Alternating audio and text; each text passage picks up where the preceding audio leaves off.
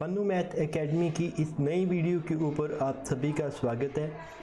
इस वीडियो में हम मैथमेटिक्स स्टैंडर्ड के सैम्पल पेपर जो कि सीबीएसई के द्वारा लेटेस्टली अपलोड किए गए हैं वेबसाइट के ऊपर, उसको सॉल्व करेंगे। पार्ट वाइज हम चलेंगे। पहले पार्ट में हम इसके 20 एमसीक्यू डिस्कस करेंगे। तो चलिए हम साथ साथ स्टार्ट करते हैं। तो आप भी रिस्पॉन्स कीजिएगा। अगर आपको किसी भी क्वेश्चन में कोई डाउट हो तो आप उसी टाइम नीचे कमेंट करें और कमेंट करने के बाद अपना सवाल आप पूछ सकते हैं। So this is the first question. The graph of the quadratic polynomial p of x passes through the points -6, 0, 0, -30, 4, -20 and 6, 0। सो ये जो पॉइंट्स हैं, ये पॉइंट्स क्या हैं? ये सभी जो पॉइंट्स हैं, हम कलर को चेंज कर लें जी। तो ये जो सभी पॉइंट्स हैं, ये हम एक ग्राफ के ऊपर रिप्रेजेंट कर सकते हैं, किसी भी ग्राफ के ऊपर। ये जो पॉइंट्स हैं, ये एक्स एक्सिस के ऊपर लाई करेगा, नेगेटिव एक्स एक्सिस के ऊपर। मान लीजिए जहाँ पे लाई करेगा -6, 0। उसके बाद जो नेक्स्ट वाला पॉइंट है 0, -30, वो उससे भी आगे लाई करेगा 0, सॉरी जे वाई एक्सिस पे लाई करेगा 0, -30। उसके बाद जो नेक्स्ट वाला पॉइंट है 4, -20, this will be lies in third quadrant. मान लीजिए जहाँ पे लाई करेगा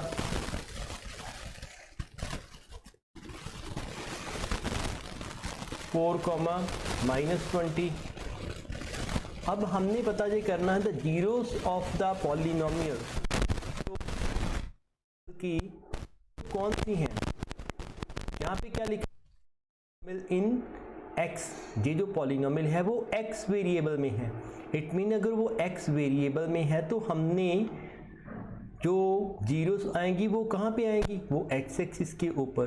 तो x एक्सिस के ऊपर तो दो ही जीरो आ रही हैं। एक आ रही है -6, ये तो j पॉइंट आ रहा है, एक j पॉइंट आ रहा है, ठीक है।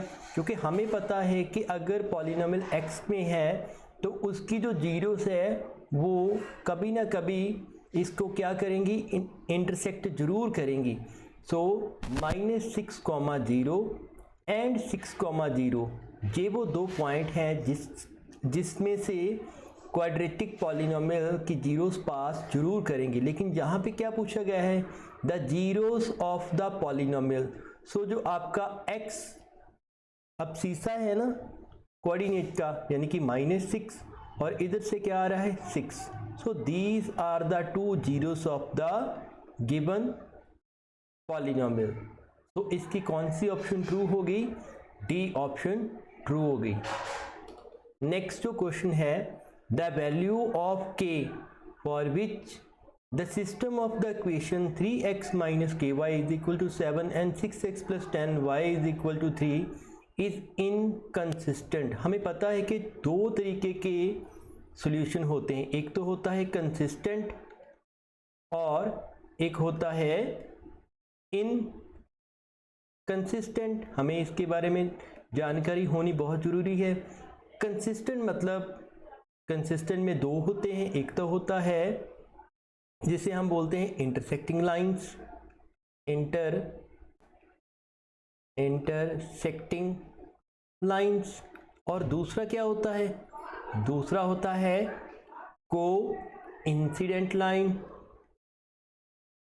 हमें पता है कि जो इंटरसेक्टिंग लाइन है उसके कितने सॉल्यूशन होते हैं?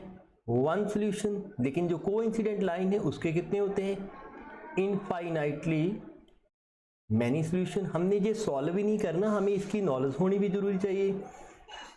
इंटरसेक्टिंग लाइन का ओनली 1 सॉल्यूशन है, इसके कितने सॉल्यूशन है? Infinitely many solution. जब पेयर ऑफ लीनियर इक्वेशन हमें दी हो, लेकिन इसका क्या होता है? ये होती हैं पैरेलल लाइंस। जब दो लाइंस पैरेलल हों तब उसका क्या होता है? नो सॉल्यूशन, जहाँ बोल देते हैं हम 0 सॉल्यूशन। बट हम इसे ग्राफ के ऊपर थोड़ी ना रिप्रेजेंट करेंगे। इसका एक सिंपल मेथड है। अगर आपको दो पॉलिनोमियल दी हो a1x + b1y + c1 = 0, a2x plus b2y plus c2 is equal to 0। एक बात और, अगर कांस्टेंट 0 के इधर है तो इसका भी कांस्टेंट 0 के इधर होना चाहिए। या तो दोनों ही कांस्टेंट राइट साइड पे हो, जब फिर दोनों ही कांस्टेंट लेफ्ट साइड पे हो। जैसे कि हमारे जो गिवन क्वेश्चन है उसमें क्या है, दोनों ही कांस्टेंट राइट साइड के ऊपर है। सो ड्यू टू दैट हम क्या करेंगे, यहाँ पे सिंपली कंडीशन अप्लाई करेंगे, a1 upon a2 not is equal to b1 upon b2. This is the condition for if the two lines are intersecting with each other. So this is the condition. By this condition we will find the any equation, any solution. And coincident line का solution क्या होता है, अगर a1 upon a2 is equal to b1 upon b2 is equal to c1 upon c2. और no solution का क्या होता है, a1 upon a2 is equal to b1 upon b2 तो होता है, लेकिन not is equal to c1 upon c2. अब आपको पता ही है a1 कौन है, x का कोफिशिएंट, b1 कौन है, y का, और c1 क्या है, पहली वाली इक्वेशन का कोफिशिएंट. सो चलिए हम इस सम को स्टार्ट करते हैं. हमारे पास ये क्या है, a1 b1 c1 a2 b2 और c2. सो चलिए हम स्टार्ट करते हैं. दैट इज हमारे इस सम के अकॉर्डिंग ये क्या है, इनकंसिस्टेंट. सो हम क्या करेंगे, a1 upon a2 is equal to b1 upon b2 not equal to c1 upon c2. अब हम देखते हैं कि क्या पहली दो इक्वेशन से हमारा सम होता है.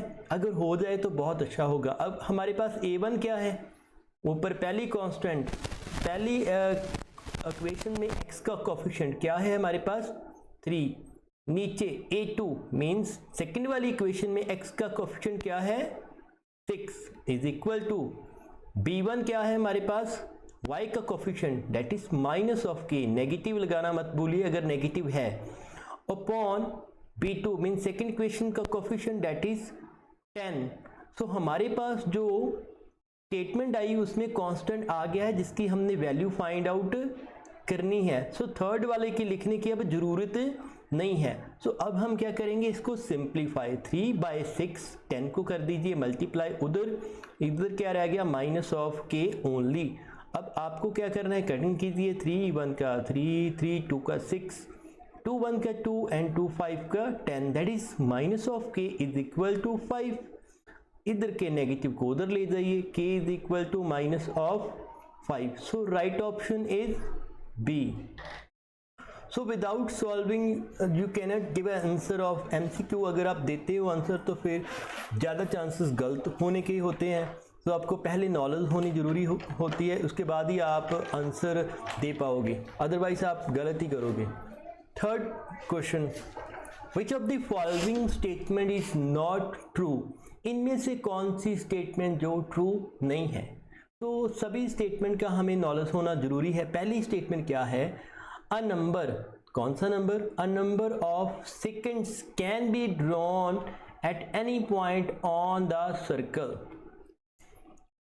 अब सर्कल के किसी भी पॉइंट के ऊपर ऑन द सर्कल, वहां से हम सेकेंड को ड्रॉ करते हैं. उसने क्या बोला है, कौन सी स्टेटमेंट ट्रू नहीं है. चलिए हम इसको छोड़ते हैं, अभी सिंपल पॉइंट करते हैं. Only one tangent can be drawn at any point on the circle. Circle के किसी एक पॉइंट के सिर्फ एक ही टेंजेंट ड्रॉ किया जा सकता है. बिल्कुल एक ही टेंजेंट ड्रॉ कर सकते हैं. जब एक पॉइंट का जस्ट एक ही टेंजेंट होगा, जब दूसरा टेंजेंट ड्रॉ होगा तो पॉइंट दूसरा होगा, तीसरा पॉइंट होगा तो उसका टेंजेंट अलग होगा. सो एक पॉइंट का तो एक ही टेंजेंट होता, ये तो ट्रू है. अ cord is a line segment joining 2 points on the circle. हमें ये पता है, अगर सर्कल के किसी भी एक पॉइंट को हम दूसरे पॉइंट से जोड़ दें तो इसे हम क्या बोलते हैं, कॉर्ड. एक आपके लिए क्वेश्चन है, थर्ड क्वेश्चन का एक एडिशनल, अगर कोई कॉर्ड सेंटर से पास हो जाए तो उस कॉर्ड को क्या बोलते हैं हम, बिल्कुल उसे हम बोलते हैं diameter.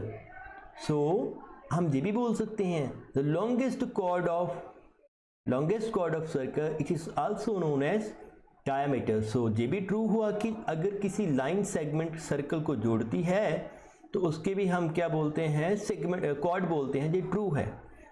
From a point inside a circle only 2 tangent can be draw. लीजिए, हम अगर सर्कल के from a point inside a circle only 2 tangent can be drawn, circle के इंटीरियर पॉइंट से एक क्या, दो क्या, तीन क्या, कोई भी टेंजेंट आप ड्रॉ ही नहीं कर सकते। सो ये ऑप्शन क्या है, फॉल्स, क्योंकि इसने क्या किया कि only 2 tangent can be drawn, जबकि कोई भी नहीं कर सकती, ये तो फॉल्स है।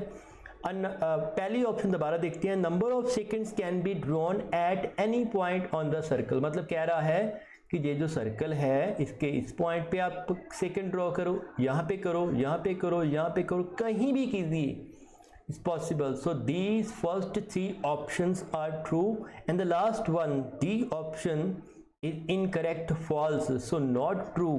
सही कौन सी नहीं है, डी ऑप्शन। ये कॉम्पिटेंसी बेस्ड क्वेश्चन है, जब जो बोलता है ना नॉट ट्रू, नॉट फॉल्स, तो हम क्या हो जाते हैं, confuse.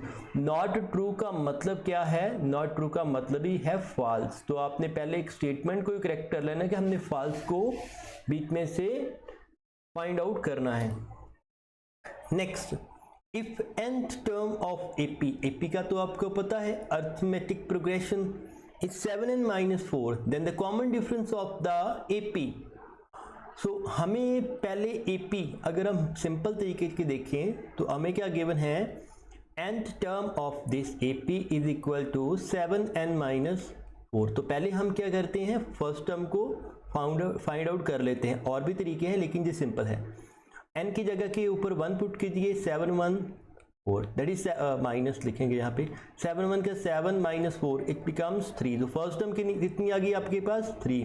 Then a2 is equal to 7 × 2, मतलब n की जगह के ऊपर 2 पुट करें, -4, दैट इज 14 - 4, दैट इज 10। अब आपको पता है डी फाइंड आउट करने का तरीका, a2 - a1, किसी भी नेक्स्ट वाले टर्म में से उसकी पिछली प्रीसीडिंग टर्म को माइनस कर दीजिए, आपके पास क्या आ जाएगा, डी। अब D is equal to a2 की आपने कौन सी वैल्यू निकाली है, 10, और a1 की वैल्यू आपके पास कौन सी है, वो आपके पास है 3।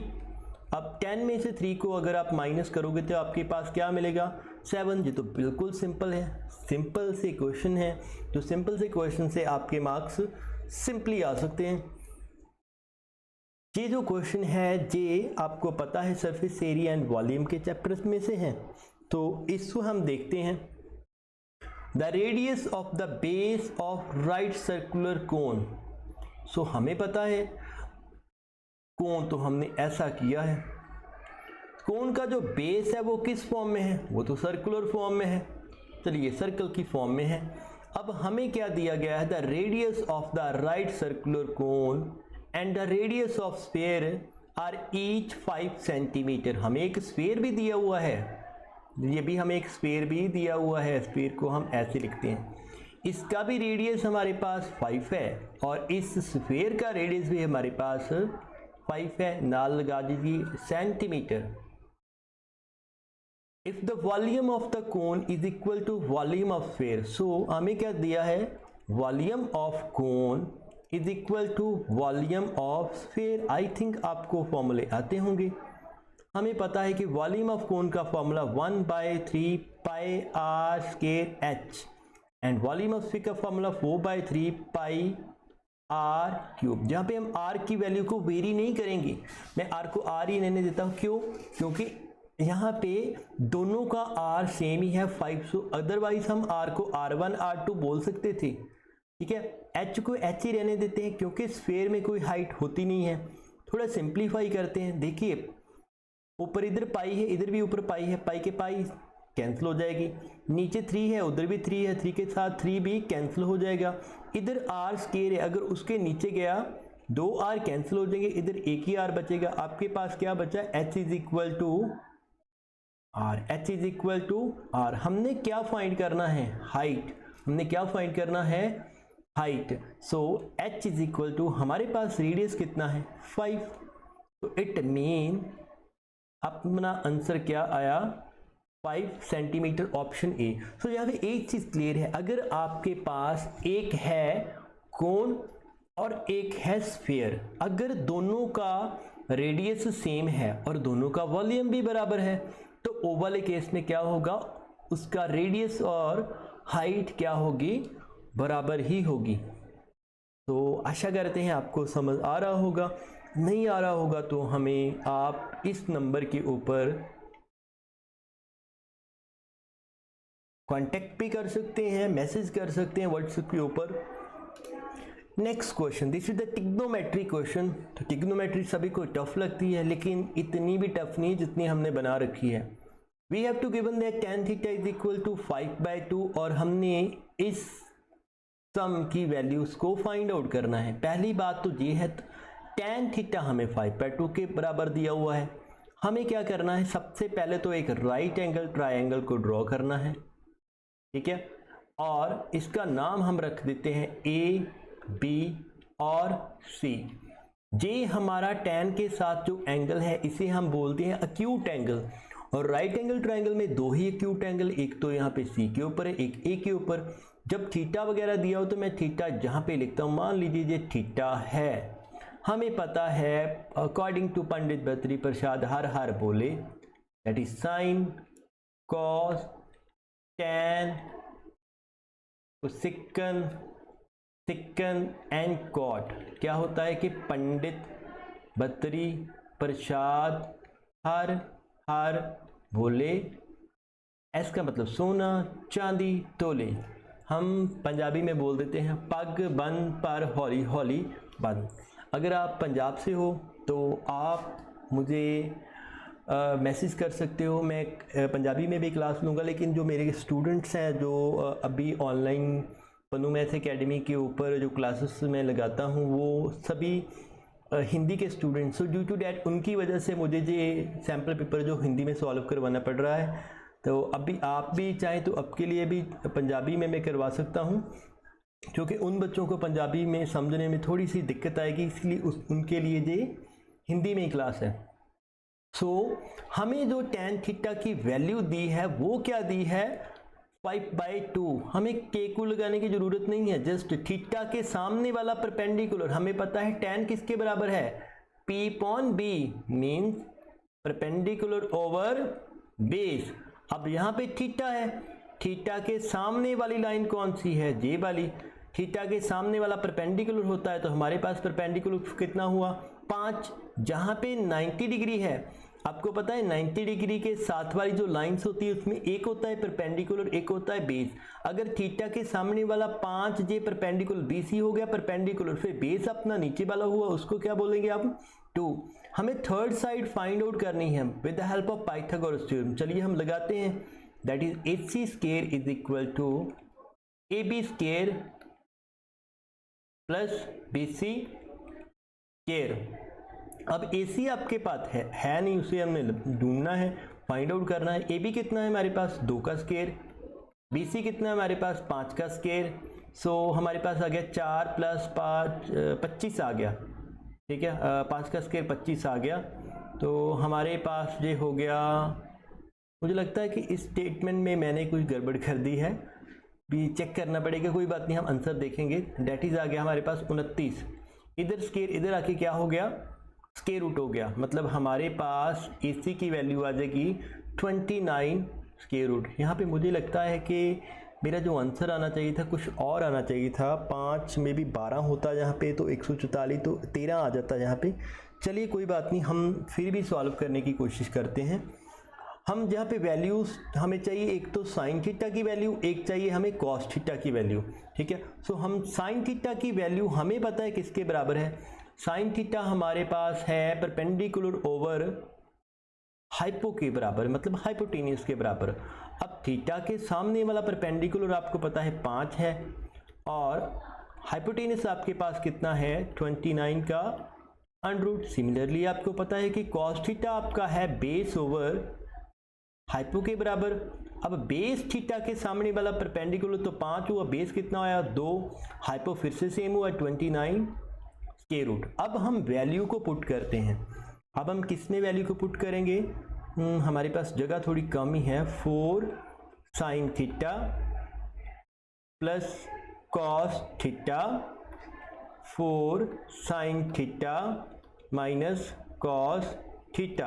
अब वैल्यू को पुट करते हैं। 4 साइन थीटा की वैल्यू कितनी है 5/29 रूट प्लस कॉस थीटा की वैल्यू कितनी है, उसकी वैल्यू है, यहाँ पे ब्रैकेट को पा लेते हैं, उसकी वैल्यू है 2/29 का स्क्वायर रूट। अब ओवर को लगाएंगे, नीचे वैल्यू फिर से पुट करो 4 5/29 स्क्वायर रूट, ब्रैकेट में क्लोज कर दो, माइनस कॉस थीटा की वैल्यू कितनी है 2/29 स्क्वायर रूट। अब मैं सिंपल स्टेप करूंगा। देखिए अगर आप ऊपर न्यूमरेटर में देखेंगे तो उसका डिनोमिनेटर भी 29 का रूट है। हम करेंगे 220 प्लस 2, इन दोनों के एलसीएम कितना आ रहा है 29 का रूट, अपॉन नीचे भी देखिए आप 20 माइनस 2 और नीचे भी 29 का क्या आ रहा है रूट। एलसीएम सेम है, ऊपर वाले डिनोमिनेटर से नीचे वाला डिनोमिनेटर कैंसिल, तो आपका ऊपर आ गया 22, नीचे कितना आ गया 18। तो हमें अब कटिंग तो करवानी पड़ेगी ना, कटिंग करवाओगे तो 11/9 दैट इज 11/9। हम बिल्कुल करेक्ट स्टेटमेंट, मुझे लगा कि स्टेटमेंट शायद गलत होगी, सो इस तरीके के साथ हम वैल्यूज़ को फाइंड आउट करके उसमें पुट कर देंगे। सिंपल है, मुझे बहुत अच्छी लगती है ट्रिग्नोमेट्री। ये जो सम है, आपको एक स्टेटमेंट गिवन दी है, आपको कहा गया है एक टेंजेंट है पी के ऊपर ड्रॉ की गई है सर्कल की, जिस सर्कल का सेंटर ओ है, और आपको एक एंगल गिवन दिया है एंगल टी पी क्यू, यानी कि टी पी क्यू, ये टोटल एंगल आपको गिवन किया है 110 डिग्री, यानी कि एंगल टी पी क्यू आपके पास 110 डिग्री। बट आपको पता है ना टेंजेंट और रेडियस में कितना एंगल होता है, आपको पता है ना, tangent perpendicular to radius always, ये तो बिल्कुल साफ बात है। सो इसे आपको पता है कि एंगल टी पी ओ आपके पास कितने बराबर होगा 90 के बराबर। सबसे पहले तो आप ना इस छोटे से एंगल को फाइंड करो। कैसे फाइंड आउट करोगे, एंगल ओ पी क्यू, यानी कि ये छोटा सा एंगल, अगर आप एंगल टी पी क्यू में से एंगल टी पी ओ को कर दें माइनस, अगर आप इस टोटल एंगल में से ये बाहर वाला एंगल कर दें माइनस, मतलब टोटल एंगल तो आपको गिवन है 110 डिग्री, ये जो बाहर वाला एंगल है इसको पता है आपको कि जो रेडियस है और टेंजेंट है इसमें एंगल कितना होता है 90 डिग्री। अब इनको जब माइनस करेंगे तो आपके पास आंसर कितना आया 30 डिग्री, नहीं हमने गलत कर दी, ये आ गया 20 डिग्री। आपके पास कितना आंसर आया 20 डिग्री। अब उन्होंने पूछा कौन सा पी ओ क्यू, ये वाला एंगल पूछा उन्होंने, तो हमें पता है अगर जे एंगल आपका 20 डिग्री है ना तो जे भी 20 डिग्री होगा। क्यों भी, क्योंकि जे भी रेडियस है, जे भी रेडियस है, so opposite angle of equal sides are also equal. अब हम एंगल सम प्रॉपर्टी अप्लाई कर देंगे, angle P O Q plus 20 इस ट्राइंगल के, ये जो ओ पी क्यू आपके पास ट्राइंगल है, इसके जो तीन एंगल है इनका सम कितना होगा 180 डिग्री लगा लो। एंगल पी ओ क्यू यहाँ पे है plus 40 is equal to 180 degree. जब 40 इधर आके माइनस होगा तो पी ओ क्यू कितना होगा 150, नहीं भी नहीं 140 डिग्री होगा। कौन सी ऑप्शन ट्रू होगी, सी ऑप्शन ट्रू होगी। वो अच्छे लग रहे हैं सम तो। नेक्स्ट ये भी इंपॉर्टेंट ही है सम, आपके पास दो जीरोस है, क्वाड्रेटिक पॉलिनोमियल, आपके पास एक क्वाड्रेटिक पॉलिनोमियल है, उसकी मान लीजिए अल्फा गिवन है आपको -5/2, उसका के रूट, बीटा मान लेते हैं दूसरी जीरो को, वो आपके पास है 5/2। अब आपने क्या निकालना, नीचे जे भी एक क्वाड्रेटिक पॉलिनोमियल, जे भी quadratic, these all are the quadratic polynomial. तो आपको पता है कि फॉर्मूला क्या आता है क्वाड्रेटिक का, एक्स स्क्वायर माइनस एस मतलब sum of zero X plus P. सबसे पहले हम इन जीरोस का सम निकालते हैं, मतलब S is equal to alpha plus beta. Alpha कितना है, दैट इज -5/2 के रूट, उसके बाद हम प्लस लगाएंगे, दोनों जीरोस को +2 करना है। लेकिन यहाँ पे क्या एक जीरो नेगेटिव एक जीरो पॉजिटिव, तो दोनों आपस में हो गई कैंसिल, तो आपका सम ऑफ जीरो कौन सा हुआ, जीरोस। मतलब आपका जो x का कोफिशिएंट है आपके आंसर में वो कितना आएगा, जीरो। हमको सॉल्व करने की जरूरत नहीं, इसमें तो आपका ऑप्शन में x आ रहा है, ये तो ऑप्शन गलत हो गई। इस ऑप्शन में भी आपका x आ रहा है, ये भी ऑप्शन गलत हो गई। ऑप्शन बची आपके पास दो, क्योंकि इसमें भी x नहीं है, इसमें भी x नहीं। हम आपको प्रोडक्ट तो निकालना ही पड़ेगा। प्रोडक्ट मीन्स आपको अल्फा को बीटा के साथ क्या करना पड़ेगा, मल्टीप्लाई, यानी कि -5/2 के रूट को किसके साथ मल्टीप्लाई करेंगे, 5/2 के रूट के साथ। तो ये आपको जब सॉल्व करोगे ये बन जाएगा -5/2। अब आप सिंप्लीफाई करेंगे थोड़ा सा। अब इसमें वैल्यूज को पुट करते हैं, एक्स स्क्वायर माइनस s का मतलब 0 इंटू एक्स प्लस प्रोडक्ट की वैल्यू -5/2, यहाँ पे ब्रैकेट डाल देते हैं। एक्स स्क्वायर ये क्या हो गया, -5/2। अब ये कोई ऑप्शन तो दिख नहीं रहा, नहीं दिख रहा, अब क्रॉस मल्टीप्लाई करो, 2x स्क्वायर -5, अब भी ये कोई ऑप्शन दिख ही नहीं रहा। अब क्या करो कि इनको थोड़ा सिंप्लीफाई करो। जो आपके पास ऑप्शन है, आपके पास ऑप्शन बी है 8x स्क्वायर -20, हो सकता है इसमें आंसर हो। मैक्सिमम जो आपके पास कॉमन है उसको कॉमन निकालो, इसमें 4 कॉमन है, ये हो गया 2x स्क्वायर -5 आपकी ऑप्शन जहां पे है। अगर आप इसको सिंप्लीफाई करोगे, इसमें से आप 3 को कॉमन निकालोगे तो जब बन जाएगा 5x स्क्वायर -2। इसमें आपकी ऑप्शन नहीं है। ये जो छिपा हुआ है ये किस ऑप्शन में छिपा हुआ है, बी ऑप्शन में। तो आपकी कौन सी ऑप्शन ट्रू हुई, B option, right. So next हम आज 10 ही क्वेश्चन करेंगे, ज़्यादा नहीं करेंगे, थोड़ा ज़्यादा हो जाएंगे। इस 10 वाले क्वेश्चन में आपके पास दिया हुआ है ये क्लास इंटरवल दिया हुआ है, साथ में फ्रीक्वेंसी। आपको क्या पता करना है, upper limit of median class. जब अपर लिमिट, सबसे पहले मीडियन क्लास के लिए हम क्या निकालते हैं, 0 से 10, 10 से 20, 20 से 30, 30 से 40, 40 से 50। अब क्या करेंगे, इसकी लिखेंगे हम फ्रीक्वेंसी। फ्रीक्वेंसी कितनी है, 5, 9, 15 है, उसके बाद 10 है और फिर C। ये तो होगी फ्रीक्वेंसी। फिर हम निकालते हैं CF, क्यूमुलेटिव फ्रीक्वेंसी। 5 का 5 ही आ गया, 5 + 9 14, 14 + 15 29, 29 + 10 39, 39 + 6 45। तो हम जब n निकालते हैं ना मीडियन क्लास, सबसे पहले हम करते हैं n/2, यानी कि टोटल हमारे पास है 45, उसका किया हमने हाफ, वो क्या हुआ 23.5, नो इट्स 22.5, मतलब 22.5। हम CF में 22.5 को अगर ढूंढें तो जहाँ पे लाई करेगा 14 और 29 के बीच में। तो आपको पता है हम जे वाली करते हैं CF सेलेक्ट और नीचे वाली दोनों चीज़ों को सिलेक्ट कर लेते हैं। सो हमारे पास जो मीडियन क्लास आई है वो आई है 20 से 30, this is your median class. लेकिन हमें पूछा गया है upper limit of the median class. So इस मीडियन क्लास में जो अपर लिमिट है वो कितनी है, 30 है। सो हमारी कौन सी